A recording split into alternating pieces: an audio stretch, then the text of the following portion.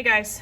All right, so we're going to talk about thinking. And when we talk about thinking, we're originally talking about the basic element, the understanding, the biological element, that the mental activity that's involved with first sensing it, understanding it, processing, and then communicating. And those are all different aspects. Because processing and understanding, those two can be flipped. They can be at the same time. How you interpret it could be part of it as well. And then the communicating, most people, at least in the education world, say you don't fully understand an idea until you can teach it, which is hard to put into real life unless you're thinking outside the box, which we will get to in a second. So the basic elements, we've got symbols, and that's actually all that letters and words are. We have put sounds behind the symbols. However, a letter is just a symbol that represents something else. So you could, and you probably do, tell an entire story based on emojis. That is a symbol that represents something else. We know that this means recycling. We know that a trash can means trash. So it's literally just a symbol. So, and then you've got a concept. When you group things together, both of those, a cat and a dog, are both animals, but let's throw in a bear. It's still an animal. It may not be a pet, unless you're an interesting human, but it's still an animal. A monkey, well, if you're in Colonial Heights, maybe that is a pet. A tiger. Oh, a seal. These are all animals, but what group do we put them with? And that's an anteater. So we can also group it based on where they live. We can group it based on their environment.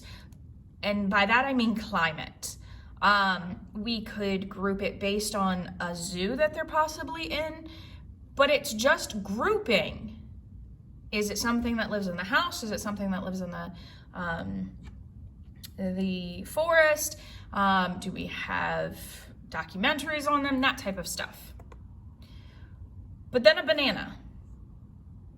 Banana has nothing to do with pets, except for some animals eat them. So I can still connect the concept of a banana with the animal based on what it eats. A prototype. This is the characteristics that involve a whole group. So both of these are shoes. If I wanted to get more technical, we've got possibly sneakers or boots, and then we've got heels. But isn't a slipper also a type of shoe? They all fit under this prototype. They all go on our feet. They all protect our feet to some degree. But if we classify them even further, we're using higher level thinking. So types of thinking, there's 3 major types, and everybody does convergent and divergent. So convergent, it's very limited, it's factual, it's basic understanding. History could possibly be put into this if we're just memorizing facts. But then we get into divergent, all right? And this is our more artistic folk. You are going to be able to create something out of the convergent facts. You can think that 2x plus 3 equals 10. That is a basic convergent, but if I'm gonna flip that, the 2x, I get paid twice a month, x equals my paycheck, plus the 3 equals 10. So I can add in everything. Now, metacognition. This is the hardest to grasp because the idea of it is just hard. It's thinking about thinking. That's where the higher level thinking comes from. If you can get to the divergent and have a bigger idea, can you then come up with a solution for a problem? This is also, metacognition has to do with your type of learning style. So are you an auditory? Are you visual? Are you a kinesthetic? Kinesthetic is movement. Do you have to be moving while you do it, while you learn it? Do you have to actually have your hands inside the engine of a car to figure out how it works? Those are thinking about thinking. Why do you think a politician's information affects you a certain way? Have you delved into the why you cope a certain way? That's all the metacognition. Why does my brain process this information that way? So how can we use this information? And this is a real life thing. You are gonna go on a trip, you are making the decisions, you have to figure it out. All right? So convergent, so basic information. Step one, where am I going? I want to go to Ireland. Perfect. All right, I know where I'm gonna go.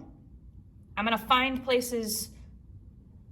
Second step, I want to know what I'm going to do in Ireland. Well, I want to take the train up and down the west coast of Ireland to see all of the castles. Okay, so I found the where. In this example, it's Italy. In my example, it's Ireland. All right, these are the things that I want to do. Now, how can I, as I'm planning this trip, find the best information?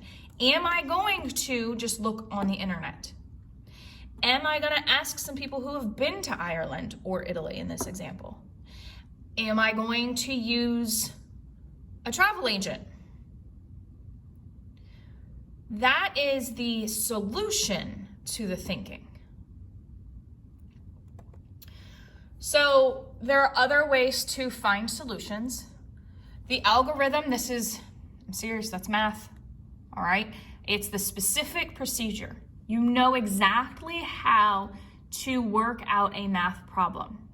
You know exactly how to fix the pipe under the sink because you found instructions, all right? Heuristic, righty-tighty, lefty-loosey.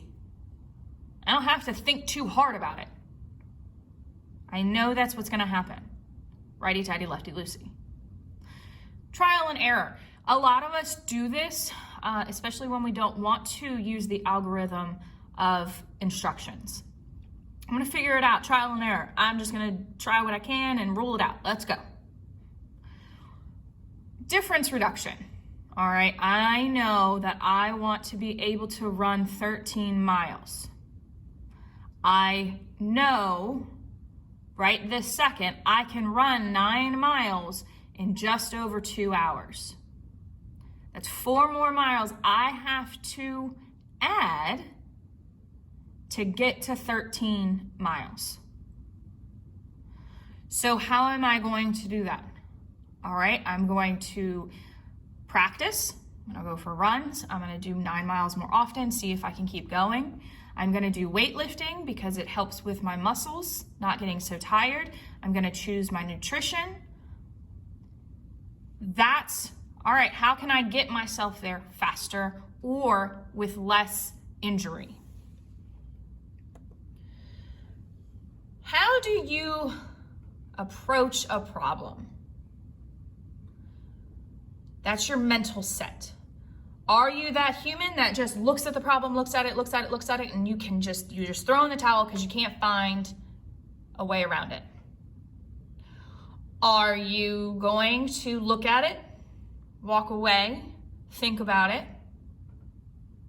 and use something that's similar, or are you gonna try something new? Are you going to literally think outside the box?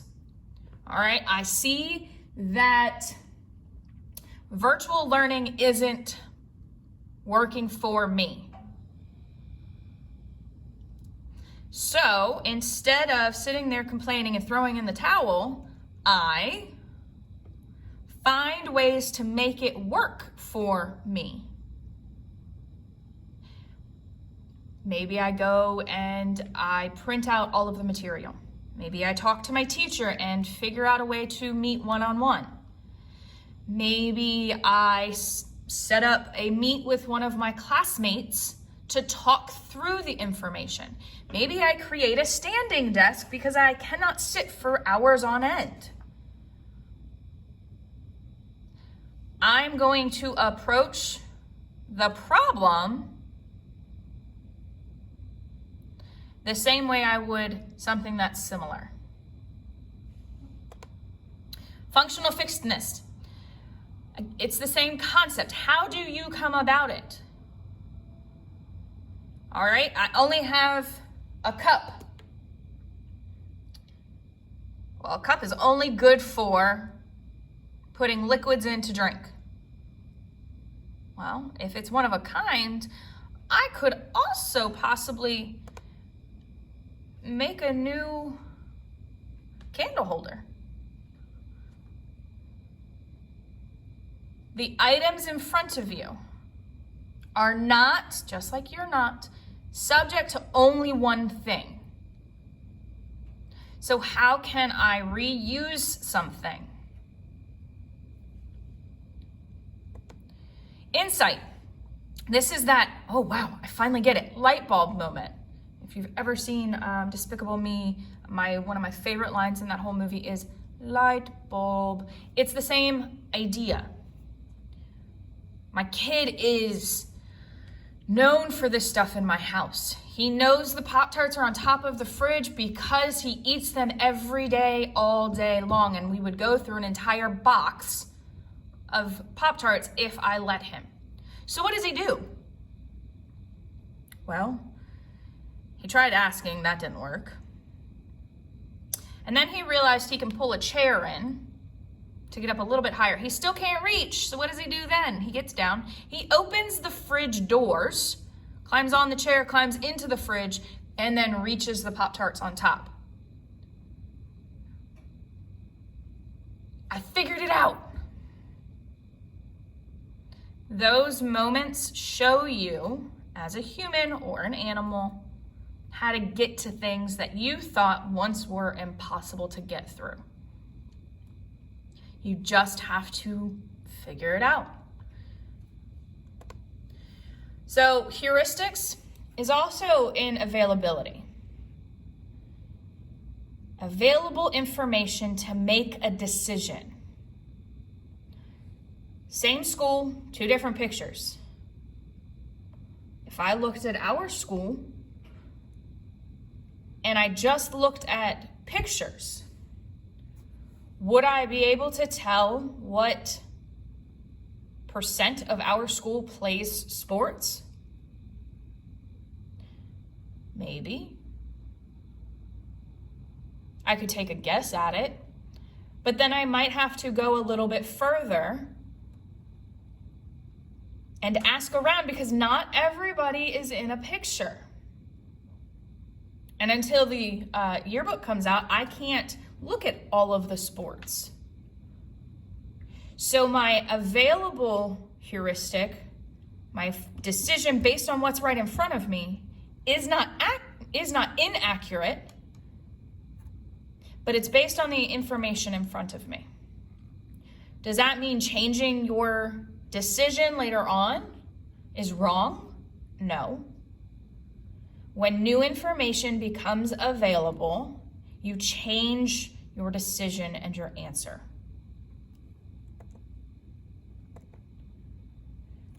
How many people a year are killed by sharks? It's actually a very low number. It's less than 100, I believe. How many sharks a year are killed by humans? that number is in the thousands.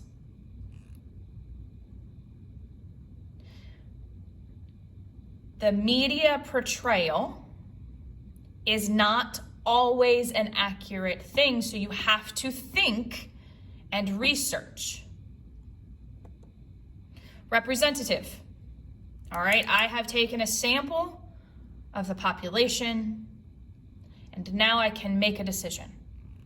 Is that an exact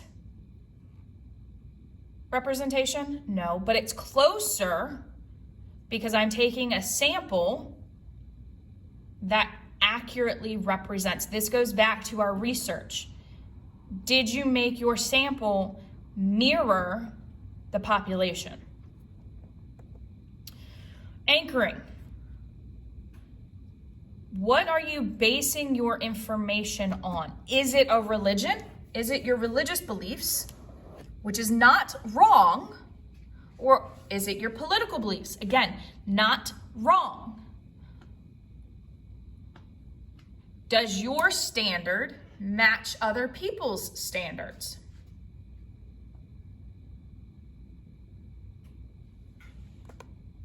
Reasoning. You have deductive and inductive.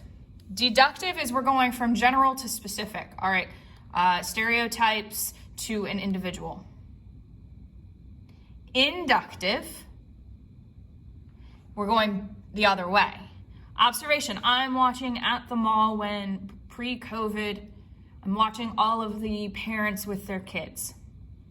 I see a pattern of little girls having jewelry and their hair done. So my hypothesis, if I'm inductive, it's an if-then statement. If I see a young girl at the mall, she will have jewelry on. My theory goes from there. The opposite is true. I have my theory, I make my hypothesis, and I have a confirmation, or I have to restart.